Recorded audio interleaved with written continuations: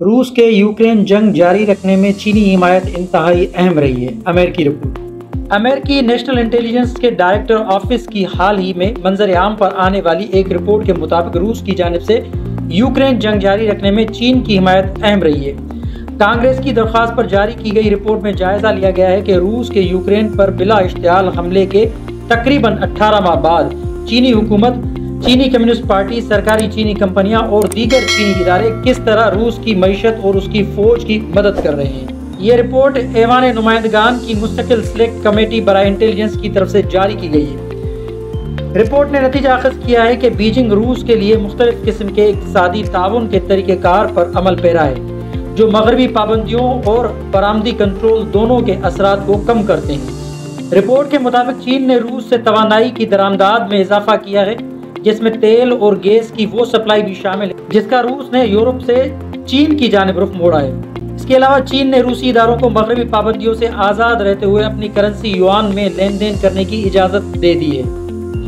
چین Moscow کو technology اور دوہری استعمال کے آلات، یعنی ایسی اشیاء جن کا شہری اور فوجی دونوں طرح سے استعمال ہو سکتا ہے، بیچ کر روس کی جنگی کوششوں کی براہ راست حمایت کر رہا ہے۔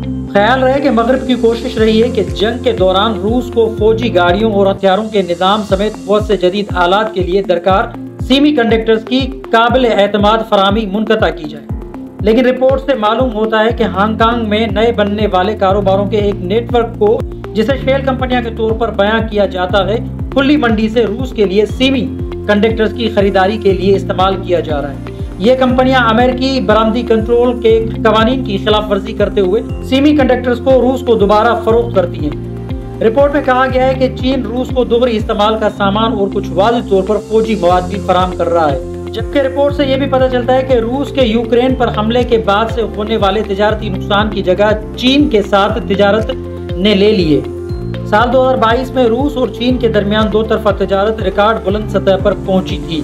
چین سے روسی درآمدات میں 14% اضافہ ہوا، جبکہ چین کو برآمدات میں 43% اضافہ ہوا۔